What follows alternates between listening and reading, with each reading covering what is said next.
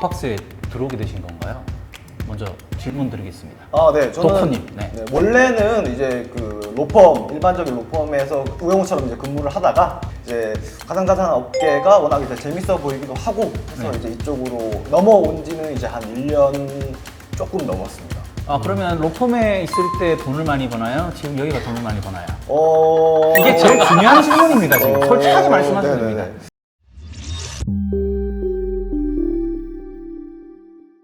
네, 안녕하세요. 알고팍스 MC 코딩이 신투더 흥투더 제 신흥재입니다. 네, 안녕하세요. 고팍스 결입니다. 이거 제가 소개를 왜 이렇게 한지 아세요? 왜요? 이상한 변호사 우영우라고 네. 주인공이 변호사예요. 네, 자폐 스펙트럼이 있는데 네네. 자기 이름을 소개할 때 뭐 우투더 영투더 우 이러더라고요. 그래서 오늘 저거투더 리 이러면 되는 건가요? 이거를 왜 갑자기 저는 이렇게 했는데 왜 이거를 아저씨처럼 겨투더리? 겨투더리 이런 것처럼 제가 이렇게 소개한 이유가 오늘 모신 분들이 네. 변호사분들이십니다. 그런가요? 자, 일단 모시겠습니다. 박수 한번 주세요. 안녕하세요. 자, 소개 간단히 부탁드리겠습니다. 네, 안녕하십니까.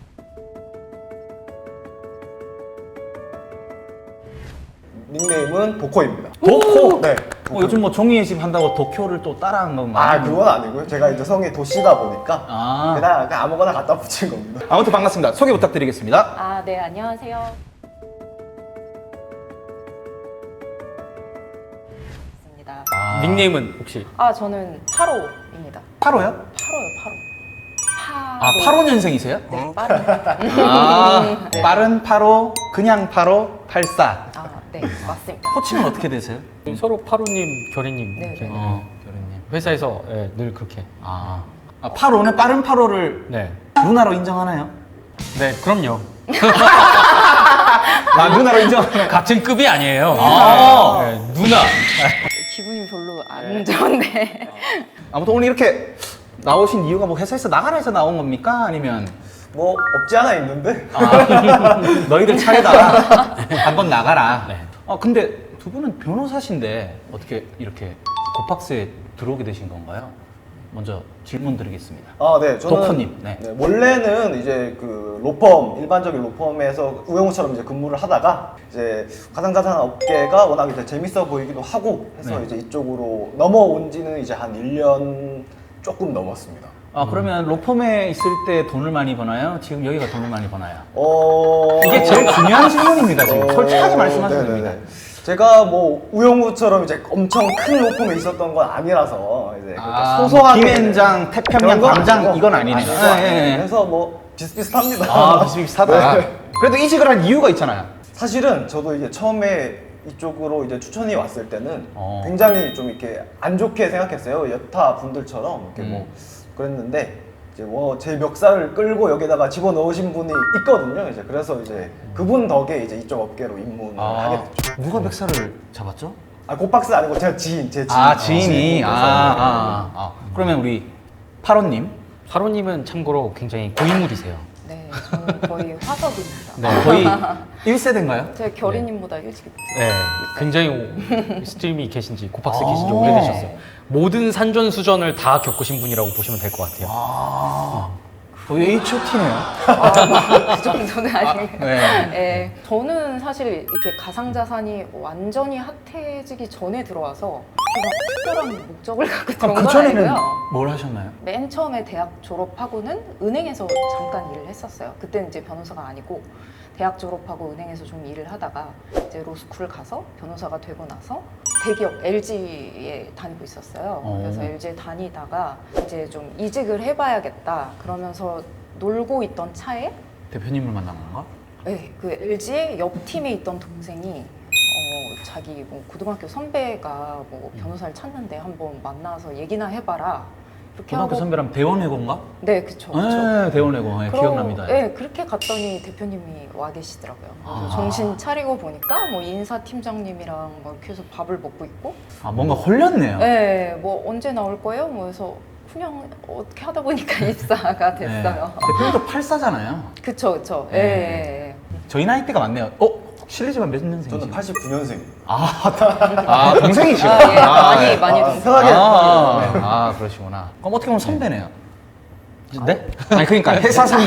네네네. 야. 그러면 어떤 업무를 보시는 건가요, 고팍스에서? 네, 저는 이제 주로 이제 파로님을 도와서 이제 그런 잔잔바리 일을 하고 있고요. 아, 한 팀이네요. 네네네. 한 팀이네요. 한 네네. 팀이네요. 예. 뭐 제가 하는 일은 사실은 뭐 크게 없습니다. 다 파로님이 다 하시는 거고. 왜 이러시죠? 네.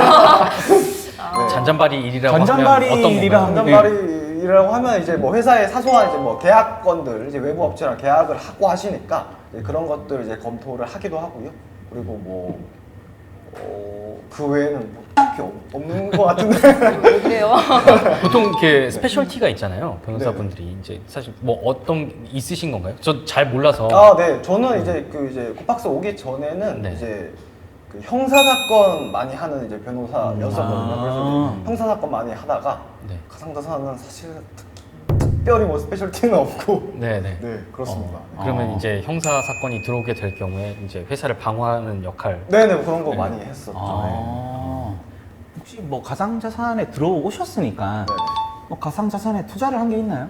아, 저는 솔직하게, 사실은 뭐 투자한 지는 얼마 안 됐고 이제 겨우 이제 비트코인부터 조금 시작해서 얼마 안 됐으면 물렸겠네요, 지금. 상당히 물려 있습니다. 그러니까 이게 이 막상 그 가상자산 회사에 다닌다고 해서 다 돈을 버는 건 아닙니다. 예, 타이밍과 이 빼는 타이밍이 얼마나 중요한 건지. 예. 네. 또 가상자산에 혹시 뭐 저는 이제 물려 있는 것도 있고 아닌 것도 있죠. 아. 네, 많이. 그럼 언제 처음 들어가셨어요? 저는 사실 좀 일찍 들어갔어요. 비트코인 자체를 알게 된 거 2013년? 이때 제가 처음으로 샀어요. 그때 예? 그때 샀다고요? 네네네. 그때 이제 한 100만 원 정도 했었어요. 비트코인이. 100만 원. 네. 그래서 그거를 이제 500만 원어치 5개를 그때 샀었는데 오이구야. 그러다가 이제 많이 수익을 못 보고 전셋값을 올려야 돼서 팔았어요. 그러고 아하. 이제 잊고 살다가 그러니까 제가 이런 얘기를 주변에 했었거든요. 이제 제 비트코인 옛날에 샀는데 뭐 너무 오르기 전에 팔아서 아쉽다 이런 얘기를 했더니 이제 그 친구가 저를 여기다가 소개를 해준 거죠. 그 한이 서려 계셔서. 네. 아. 근데 뭐 그러면 어느 정도 수익을 보고 빼신 건가요? 아 그때는 진짜 뭐 두 배, 세 배? 2.5배 정도 받던 뭐 2, 것 같아요. 300% 정도. 네네네. 아. 근데 지금이랑 생각하면 너무 아깝다. 아, 궁금한 게 있는데 이제 회사에서 결이님은 좀 어떤 사람인가요? 네. 저야 맨날 촬영을 하니까 또 이 이거 궁금해서.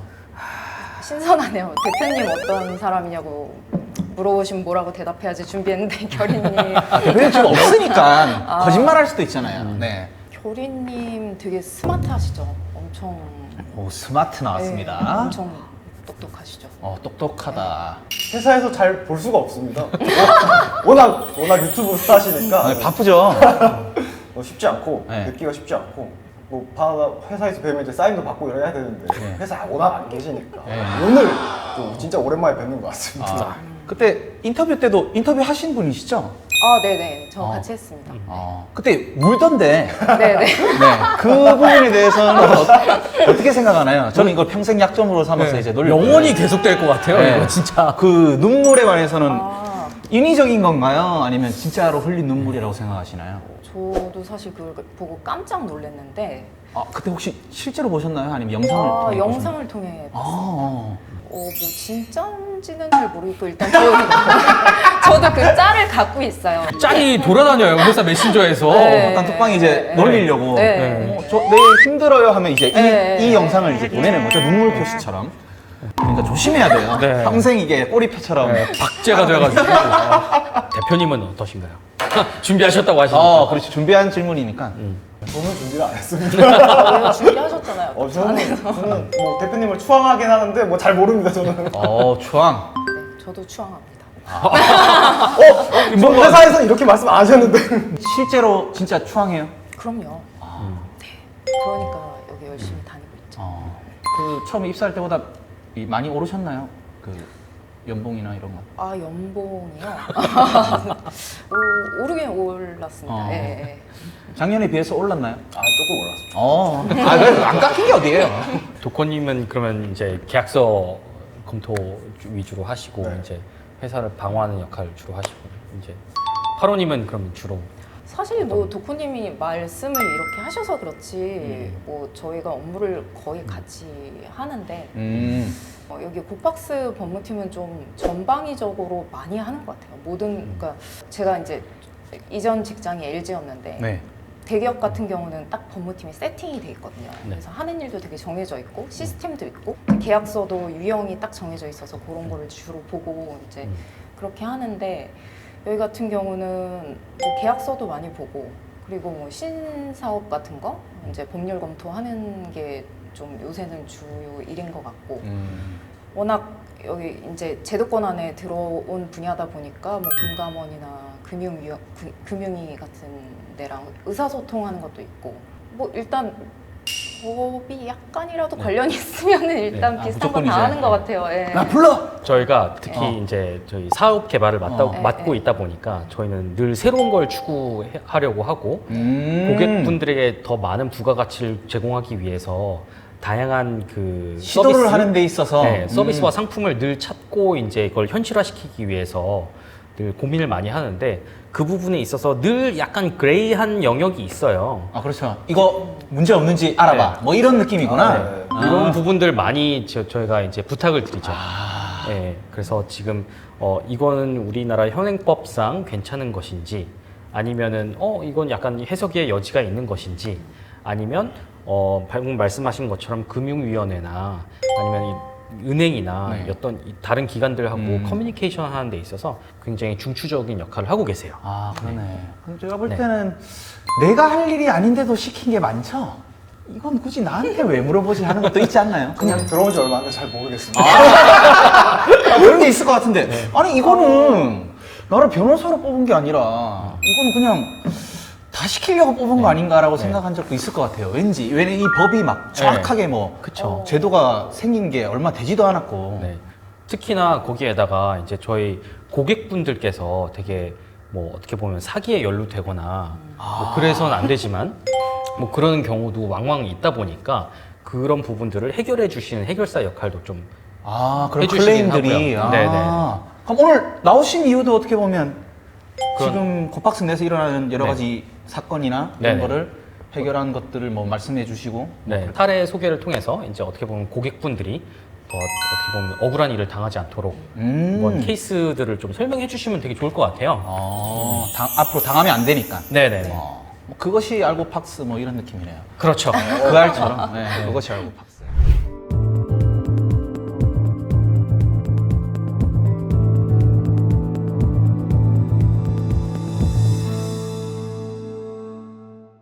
자, 그럼 한번 어떤 사례가 있었고 어떻게 대처를 했는지 한번 알아볼까요? 네, 준비해 오신 거. 있으시다고 네네. 들었습니다. 일단은 그 저 보이스피싱 사례부터 좀 말씀을 드리고 싶습니다. 이제 보이스피싱이라는 게 예전에는 이제 대포 통장을 이용해서 이제 뭐 입금을 시키고 그다음에 그렇죠. 출첵이 ATM에서 찾아가고 이제 그런 유형이 많았는데 최근에는 이제 비트코인이나 이더리움 같은 이제 가상자산을 통해서 그런 것들을 이용해서 이제 보이스피싱을 많이 하시고 계시거든요. 그래서 그러면 내가 갖고 있는 비트코인을 보내는 건가요? 누구한테? 어떤 방식으로 보통이 요새는 진행이 되냐면 보이스피싱 방법은 동일합니다. 전화가 와서 내가 이제 그 비트코인 같은 가상자산을 대리 구매해주면 내가 몇 퍼센트를 너한테 주겠다라고 이제 낚시를 하는 거죠. 이제 피싱 수법을 사용하는 건데 그러면은 그 사람의 전화 받으신 분의 통장으로 현금을 입금이 되면 그분이 돈을 받으신 분이 이제 거래소에 가입을 하셔서 비트코인을 구매하십니다. 구매한 후에 전화를 한 피싱범에게 그 가상자산을 전자지갑 주소로 보내는 거죠. 그렇게 돼서 이제 그런 방식으로 많이 이용을 하는데 문제는 그 본인 계좌에 들어온 현금이 그 보이스피싱범이 보내신 게 아니고 보이스피싱범이 다른 분을 보이스피싱해서 현금을 이 계좌로 넣으세요. 그렇죠. 그래서 돈이 들어오면 나는 심부름을 하는 줄 알고 코인을 사서 보내는 거죠. 근데 사실은 내가 보이스피싱 범죄에 이용되고 있었던 거죠. 이런 사례가 굉장히 많습니다. 그러면 전자지갑 주소로 다른 전자지갑 주소로 비트코인이나 가상자산을 보내게 되면 그 받는 사람은 그냥 코인을 받고 그냥 나르는 건가요? 그렇습니다. 왜냐하면 그런 분들 대부분이 외국에 계시거나 네. 이제 이런 식으로 꼬리 자르기를 하시다 보니까 이런 식으로 많이 발전을 하고 있습니다. 그럼 처음 들어봤어요. 돈을 입금한 사람도 그럼 피해자가 되는 것이고, 그럼 그 가상자산을 산 사람도 피해자가 되는 것이고 네, 그렇게 되는 맞습니다. 거네요. 그래서 피해자가 굉장히 많이 생기는 범죄 유형이라고 할 수 있어요. 근데 그러네요. 제가 궁금한 게 그 물론 악의는 없었다고 하더라도 피해자인 거잖아요. 어쨌든 간에. 근데 이 부분도 처벌을 받을 수 있는 건가요? 네, 안타깝게도 그렇습니다. 이제 아. 왜 그러냐 하면 저희 우리나라 법상에 이제 방조죄라는 게 있습니다. 네. 그래서 이제 예전 같은 경우에는 대포 통장을 빌려주는 경우가 많았었는데 네. 이 경우에 보통 이제 그 빌려주신 분이 방조죄로 처벌이 되셨거든요. 근데 요새는 이제 이런 식으로 비트코인을 대리구매해 주시는 분들이 이제 사기죄의 방조범으로 처벌을 받으시고 계시거든요. 그러면 어쨌든 간에 나는 그 어떻게 보면 그 수수료를 못 받는 상황일 수도 있는 거잖아요. 그러면 제가 어떻게 보면 피해자일 수도 있는 건데 악의는 없었다고는 하지만 어쨌든 사기에 연루된 거니까 피의자가 되는 거죠. 네, 그렇습니다. 네. 왜냐하면 이게 좀 안타까운 현실인데요. 왜냐하면은 이제 보이스피싱의 주범분들이 대부분이 이제 외국에 계시기 때문에 이제 누군가를 이제 처벌을 해야 하는 상황이 되는 건데 그럼 그게 누구냐? 네. 그래서 중간에서 심부름을 하신 분이 보이스피싱 범죄에 가담을 할 수도 있겠다라고 본인이 생각하셨다. 그렇게 하면 처벌할 수 있는 거죠. 그럼 정말 중요한 게 누구로부터 부탁을 받더라도 뭐 비트코인을 대신 사달라 아니면 이쪽으로 보내달라라고 부탁을 받았을 때 절대 응하지 않는 게 중요하겠네요. 네, 그렇습니다. 왜냐하면 뭐 아시는 분을 통해서 사실은 근데 뭐 비트코인을 대리구매를 요청하실 분도 많이 없겠지만 네. 이제 주로 이제 모르시는 분이나 이제 요새는 또 텔레그램을 굉장히 또 많이 사용하시거든요. 이제 그걸 통해서 또 뭐 알바, 쉬운 알바 있다 해볼래? 뭐 이런 식으로 요청이 들어온다 이러면은 좀 거절을 하셔야겠습니다. 그럼 우리나라 같은 경우에는 은행이나 뭐 하여튼 모든 금융 활동을 할 때 본인 명의로만 하도록 되어 있잖아요. 그 금융실명제라고 하는데, 근데 금융실명제가 가상자산 거래도 해당이 되는 건가요? 현재로서는 아닙니다. 아, 그건 아니고요. 네, 예전에는 이제 자기 명의의 통장을 개설해서 보이스피싱범한테 빌려줄 경우에는 말씀하신 대로 이제 그 금융실명법 위반으로 네. 처벌을 그걸로 이제 받으셨었는데 네네. 지금은 이제 그 수법을 탈피해서 네. 거래소를 끼고 전송을 하도록 하고 있기 때문에 가상자산에는 현재로서는 적용이 되지 않습니다.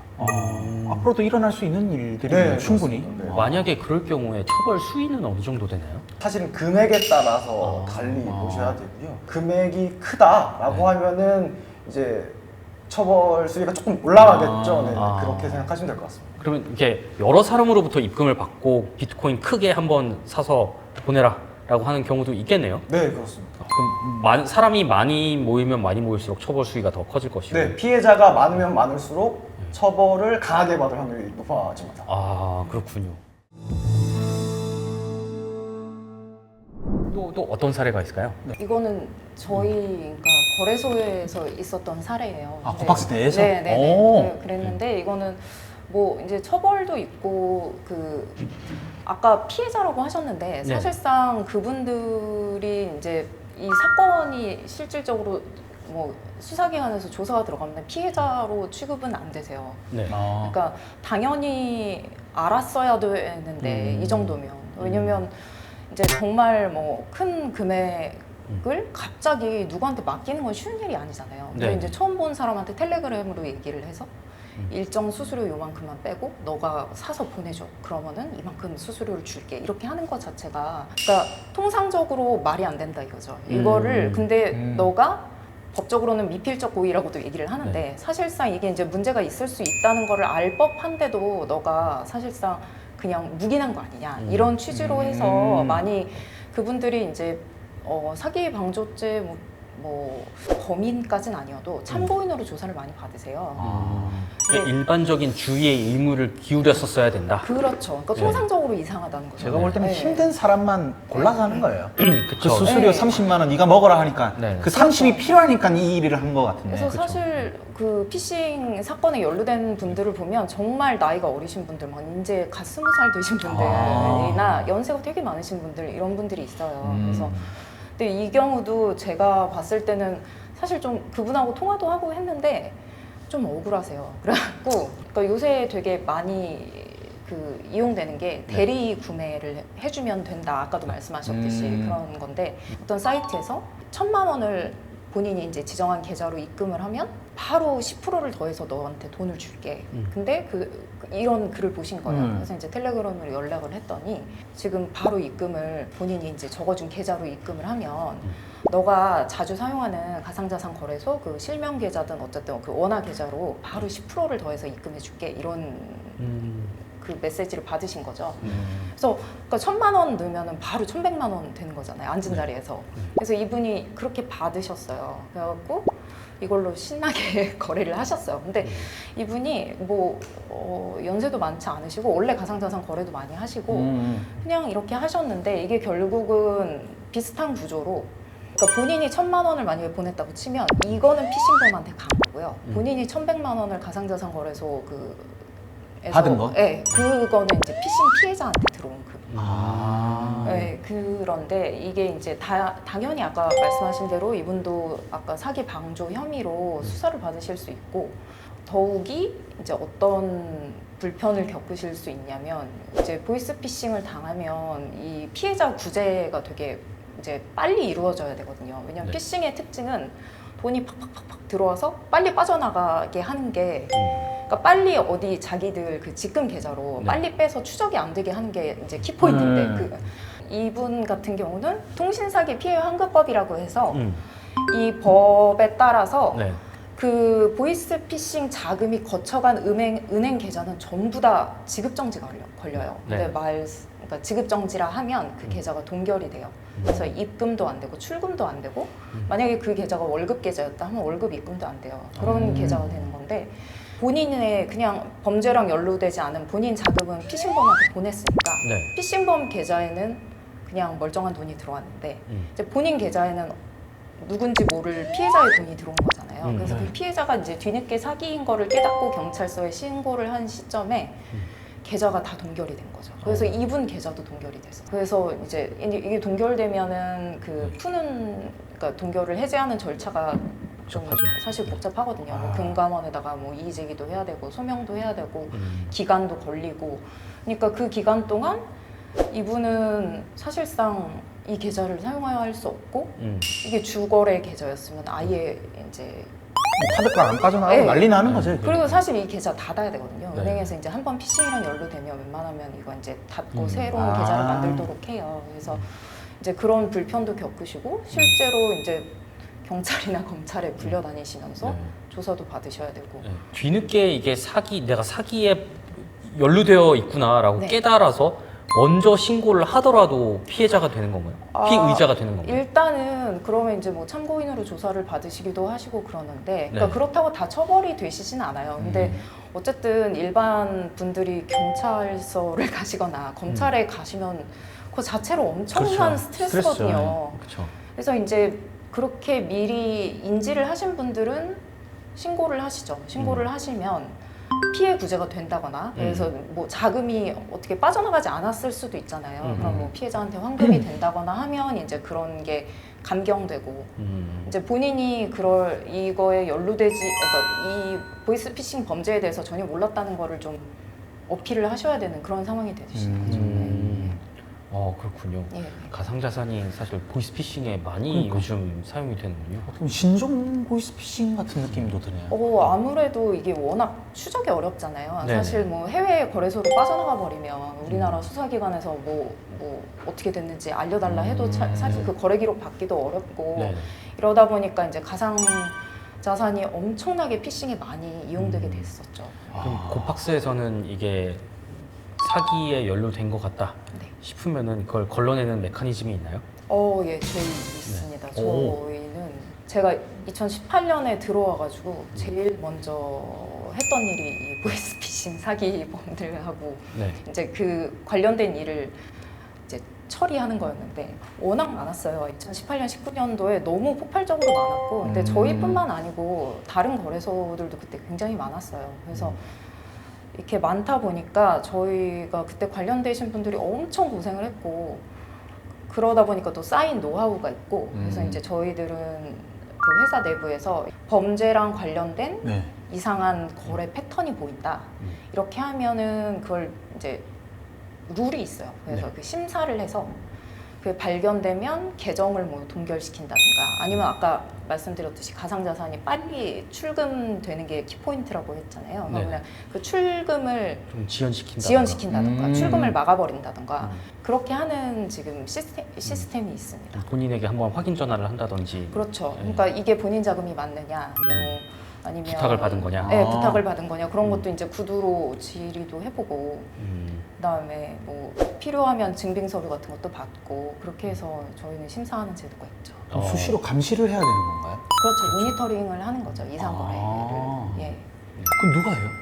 저희 그 SDS 네. 팀이라고 해서 그걸 또- 전담 팀이 있어요. 네, 딱 네. 전담 이렇게 네. 모니터 보면서 타다닥 하는 네. 팀이 있구나. 저희 네. Fraud Detection System 딱 있습니다. 이렇게 얘기하니까 뭐 예, 예, FBI가 예. 와서 지금 뭘 아. 하는 것 같네요. 네. 예, 좋습니다. 네, 전담 팀이 있어서 그런 음. 이상 거래를 탐지하고 아, 그 패턴이 좀 이상하다 한번 싶으면 전화해서 확인하고 본인이 했냐, 뭐 네. 이렇게 절차를 거치는 네, 거구나. 바로 출금 바로바로 해드리는 게 아니고 아. 조금 불편하실 수도 있는데 이게 사실 사기에 연루되어서 그렇죠. 네, 큰 좀 피해를 받는 것보다는 좀 이렇게 고팍스는 이렇게 안전하다는 걸 지금 이렇게 얘기하고 있는 겁니다. 네네. 좀 이렇게 기억에 남을 만한 좀 이렇게 아. 그런 케이스가 있었나요? 역대급 사건 뭐 이런 거. 네. 출금을 막았다고 제가 말씀드렸었잖아요. 그럼 이제 나중에 뭐 수사기관이든 해서 전화가 오세요. 이제 피해금을 환급해 줄 수 있냐, 돌려줄 수 있냐고 이제 문의가 오시면 저희가 그걸 이제 돌려드리기 위해서 되게 최선을 다해서 많이 돌려드렸었어요. 엄청 큰 금액이었나 봐요. 뭐 금액도 사실 크다면 클 수 있는 금액인데